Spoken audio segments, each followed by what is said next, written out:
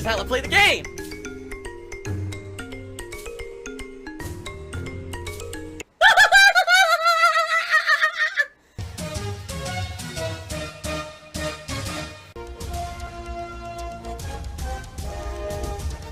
Oh my god!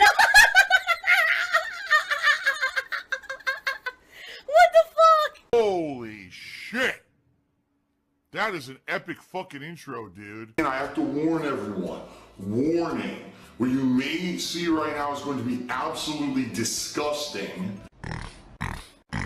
Sound good? Sounds good to me. So the tip is from someone named Cody. I said, I know you don't watch wrestling anymore. WWE's current top star is finishing the story. Is finishing your story going on a honeymoon with Kat, or maybe having a conversation with John Rambo? First of all, let's address a few things, okay? We have already addressed all of my past with John Rambo and all of that. That stuff is long in the past. There's no lingering stuff there. That's been dealt with, talked about. It's done, okay? There's zero desire for me to go back and talk to someone who I have not spoken to now in almost 9 years, who has moved on with their life, has no internet presence, literally has made zero effort to ever reach out to me and talk to me again. No. I don't have any desire to talk to John Rambo again. I wish him well. I hope he has a great life. But doesn't affect me in any way anymore, right? Shut the fuck up. Get a job. Do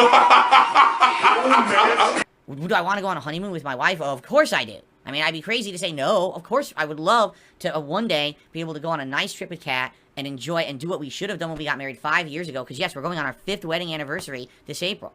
And we haven't done anything really together since we got married. That was the last thing we actually did together outside of just going out locally. We haven't done anything. You know, so many things have changed since our wedding. You know, COVID kind of rocked everything. Inflation destroyed stuff, you know, and it just so happens, you know, all these life things going on and we just can't do anything. So, yes, we would eventually like to go on a honeymoon. Is that the end of my story? Finish the story? No.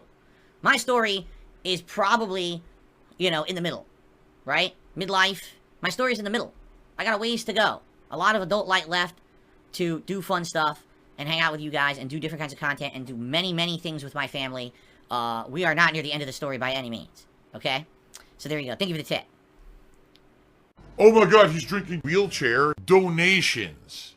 For your final stream, you end the stream with your cowboy hat on the chair and your original vest laying on the chair. I have no idea. I'm really, again, you're acting like for some reason this is the end. This is not the end of anything. In fact, like I said, one of the major reasons why I decided that I did not want to do this documentary with Mike Clum this year is because I feel like a documentary like that needs to be done at the end. Like when you're on your last legs, when you're on the ropes, when this is what your final statement to the world is going to be, then you do a documentary like that. I feel like my story is right in the middle. We're not even close to the end of the finish line yet. So why would I make like a documentary that feels like a desperate thing when it's not at all? However, sadly I have an announcement.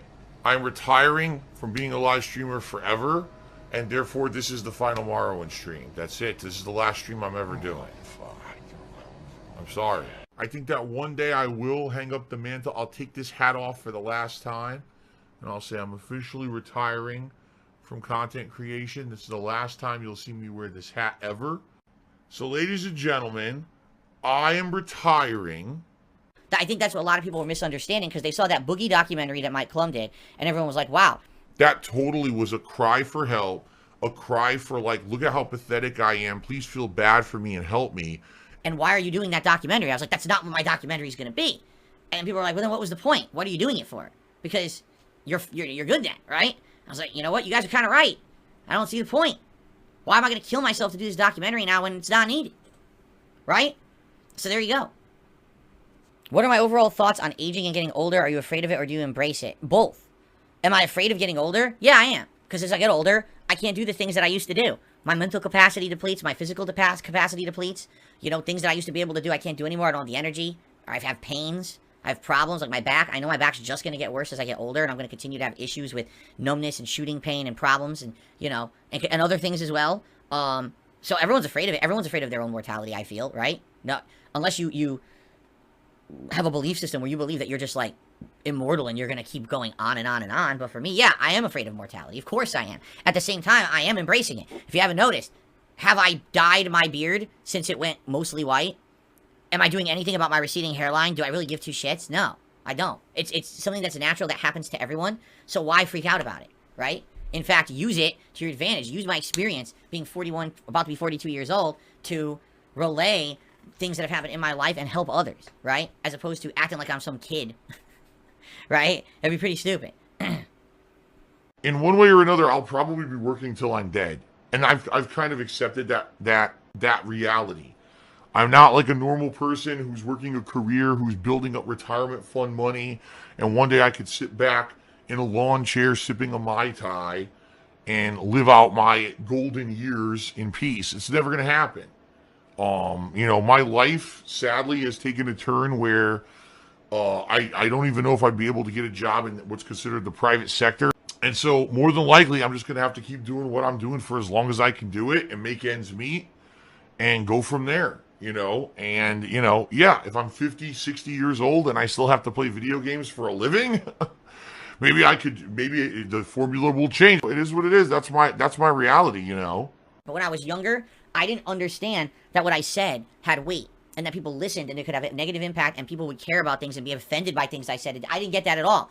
I've learned over the years that now what I say is very important to make sure that it's weighed and balanced and I'm seeing from another person's perspective. I want to be a better person when I say things publicly because I know that I'm under the microscope and what I say gets echoed and resonated and trumpeted out there times 10,000 because of all the people who repost my content everywhere. And of course, spin it in a way that's not what I actually said, right? So anyway, do I regret what I did back then for commentary? No, I don't regret it. But certainly if you knew the future, right? Like, for example, things I absolutely would have changed. Number one, I would not have reacted negatively to This Is How You Don't Play. I would have watched them myself. I would have literally watched them, reacted to them, and laughed at them. And if that had happened from day one, people would not hate me today. But what happened is it became fun to hate on me because I was the guy who was so angry about it that you loved seeing it, right? Then I also would have adopted direct capture live streaming earlier. I would have become an interactive personality earlier. I took way too long to care about the fact that I had a live audience that is a a hot source of input, interaction, interactivity. That level makes the content better. It really does, and it makes it more natural. Look at this. Right now, I've been doing this for 45 minutes. People are liking it. People are contributing. People are going to watch this on demand and enjoy it after the fact. I didn't have to script anything. I don't have to do stupid sexual jokes and dumb comments and everything all night. We can just have fun having a real conversation. This is so much better than the content that I used to put out that was just camera at a TV, literally filled dead air 99% of the time I'm playing a game and talk out of my ass. It's just better, okay? But that's the point I'm making is back then you didn't know that. There was no track record. There was no history. There was no examples to follow to see what was right and what was wrong to do. People out there say, oh, Phil has failed for 10 straight years. I don't think I failed. I just think that I didn't know what to do that would work. And I wanted to be true to myself. And because of that, I made decisions that in a lot of cases, yeah, they didn't pan out well, right? But at the same time, would I have changed the things that I did back in the day, like to not do that kind of commentary or whatever? I don't think that it was intended in a way that you could say, well, wow, Phil was a real hateful person back then.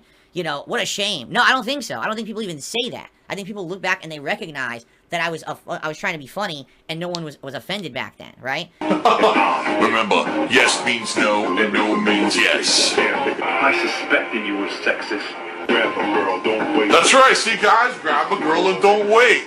Take their virginity without permission, rip off their pants, and get to your mission. I don't think that's the case, but there are definitely things I would have changed to have constant growth and go with the times rather than being stagnant and being very stubborn to change. And definitely I would have reacted way more positively and gotten the joke with people criticizing me and doing things like This Is How You Don't Play. Now I mostly do that these days, but it's too late because now it's become such a hateful meme to just crap on Phil and everything he does is bad that it doesn't matter what I say and do. No one really cares, right? Hold on, I gotta ban an idiot who's saying really dumb things. Banned. Gone. Forever. For the record, I just should bring this up since people are so stupid. I should bring this up. When someone speaks on a topic and has a lot to say, that's not a rant. It's just not. Like, if you ask me a question, I'm like, oh, I have a really interesting answer, an insightful answer with a lot of information to give you about it. That's not a rant. Look it up in the dictionary, stupid. I mean, it's so dumb. A rant is implying like an uncontrolled, almost like nonstop stream of consciousness blabbing that isn't really going anywhere right? That's a rant. I'm ranting and raving, full of emotion, angry about something, right?